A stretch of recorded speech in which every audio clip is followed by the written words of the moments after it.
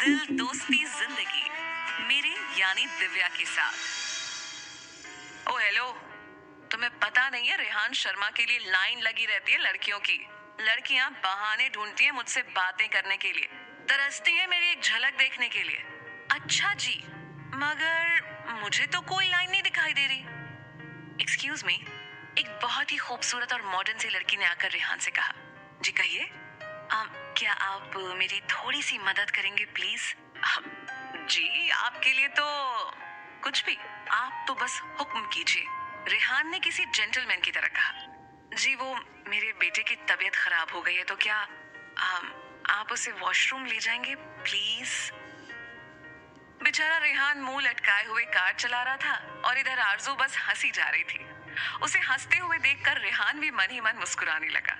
आरजू को घर ड्रॉप करके रेहान ऑफिस चला गया। दूसरी तरफ आरव कॉलेज से निकलकर गोल्डी के घर जाता है। गोल्डी गुस्से में अविनाश को घूर रही है और अविनाश बेपरवाह अपने फोन पे लगा हुआ है। आपने मुझे ये सारा ड्रामा करने के लिए क्यों कहा? क्योंकि किसी बड़े आदमी ने कहा है कि हमें अपनी पर्सनल लाइफ और प्रोफेशनल लाइफ को हमेशा अलग रखना चाहिए। वैसे भी मैं वहाँ तुम्हारा टीचर हूँ, बड़ा भाई नहीं। इसीलिए तुम मुझसे कॉलेज में सिर्फ एज अ स्टूडेंट ही बात करोगी, एज अ भाई नहीं। अविनाश ने मानो अपना फैसला सुनाते हुए कहा। तभी घंटी बजती है तो अविनाश गोल्डी को दरवाजा खोलने के लिए कहता है, मगर गोल्डी गुस्से में चेहरा घुमा लेती है और अविनाश उठकर दरवाजा खोलता है और दरवाजे पर आरव को देखकर खुश हो जाता है और उसे गले लगा लेता है। आरु तू? अरे यार कैसा है तू? और रेहान कहाँ है? वो क्यों नहीं आया तेरे साथ? तू अकेला आया है? अरे अरे अरे सांस तो ले लीजिए, एक ही बार में सारे सवाल पूछ लेंगे क्या? गोल्डी ये सब देखकर चौंक जाती है और उनसे पूछती है कि वो दोनों एक दूसरे को कैसे जानते हैं। जी मैडम, वो क्या है कि हम चारों, मतलब रेहान, आरव, आरजू और मैं, हम सब एक ही स्कूल में पढ़ते थे और रेहान, आरव और मैं हॉस्टल में भी साथ ही थे। आरजू लड़कियों के हॉस्टल में रहती थी, इसीलिए हम चारों एक दूसरे को बहुत अच्छे से जानते हैं। हम तेरी तरह नहीं है कि दिन भर मॉम के पल्लू में गुजरे हैं। इसके बाद आरव और अविनाश काफी देर तक स्कूल की बातें करते हैं। फिर अविनाश आरव से उसके कॉलेज के बारे में पूछता है और बातों बातों में नमन के बारे में भी पूछता है। तो आरव कहता है, भाई वैसे तो नमन अच्छा लड़का है, मगर आज तक उसके माँ बाप उन्होंने उसे किसी चीज के लिए मना नहीं किया है, इसीलिए वो कभी किसी चीज के लिए सीरियस नहीं हुआ है और ना ही उसे किसी चीज की इम्पोर्टेंस पता है। तुम कहना क्या चाहते हो? गोल्डी ने पूछा। चाय मिलेगी या नहीं? अविनाश के कहने पर गोल्डी अंदर चली गई। इसे क्या हुआ? आरव ने पूछा, मगर अविनाश ने बात को टाल दिया। थोड़ी देर बातें करने के बाद आरव भी ऑफिस चला गया।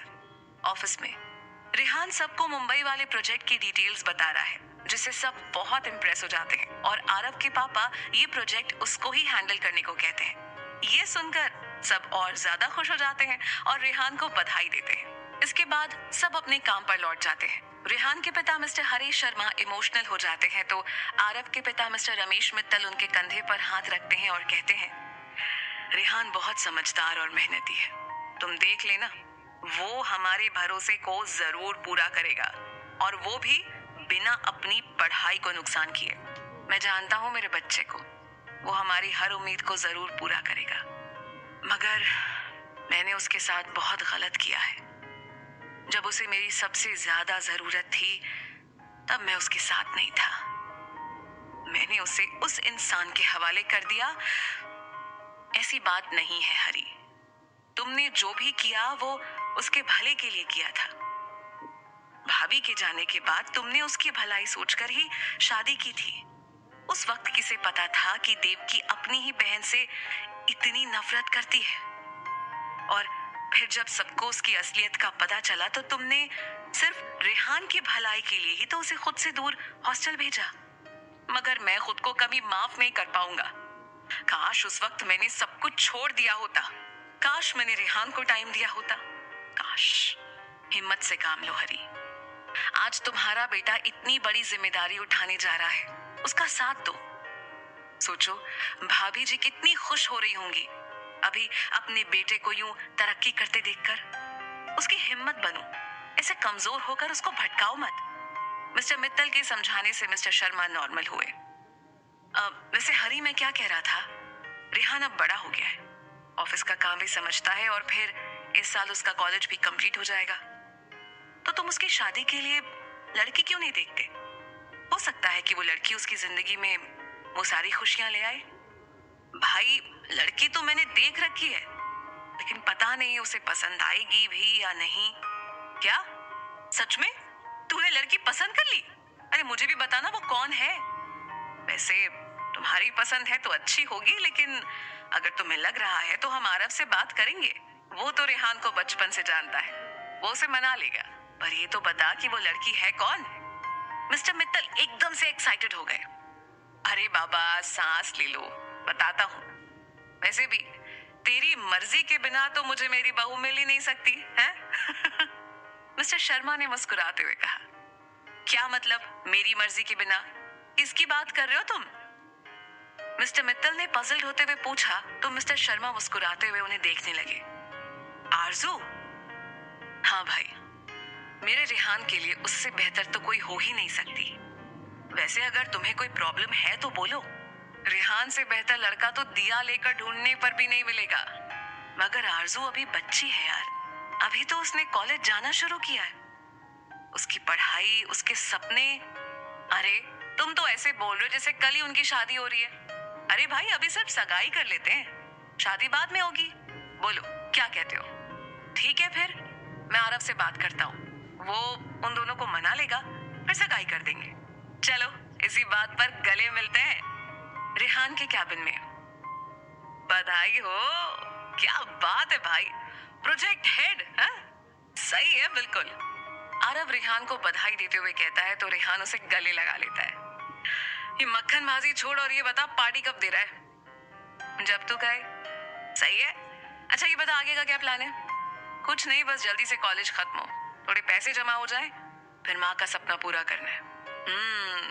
सही है, पढ़ाई, माँ का सपना। पर फिर तू मेरा जीजा कब बनेगा, कुछ सोचा है? या फिर? क्या बात है मिस्टर शर्मा, बड़ा शर्मा रहे हो। कहीं तुमने मेरी बहन को प्रपोज करने का प्लान तो नहीं बना लिया?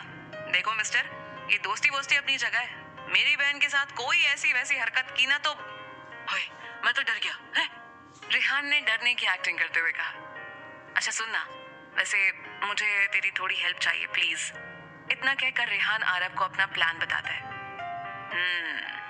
मतलब मेरी बहन को पटाने के लिए तू मुझे से हेल्प मांग रहा है? तुझे पता है ना, ऐसे केसेस में सबसे ज्यादा लड़की का भाई ही मारता है। इसीलिए तो मैं तुझे मना रहा हूँ, ताकि आगे पिटाई से बच सकूं।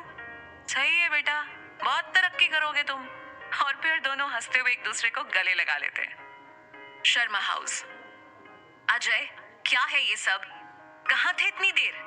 और आज तुम ऑफिस क्यों नहीं आए? मैंने कहा था ना तुमसे। देवकी जी अजय को डांट रही हैं, मगर अजय को इन सब से कोई मतलब नहीं है, वो तो बस अपनी धुन में मगन बैठा है। तुम्हें कुछ भी क्यों समझ नहीं आता? वो रेहान अपने डैड को इम्प्रेस करके सारी प्रॉपर्टी अपने नाम करना चाहता है, और ये जनाब, अरे कभी सोचा है कि अगर सारी प्रॉपर्टी उस रेहान को मिल गई तो तुम्हारे पास क्या बचेगा? ये जो तुम अपने दोस्तों पर पैसे उड़ाते हो, कहां से आएंगे वो? और अगर कल को उसकी शादी हो गई फिर क्या होगा, कुछ सोचा है तुमने?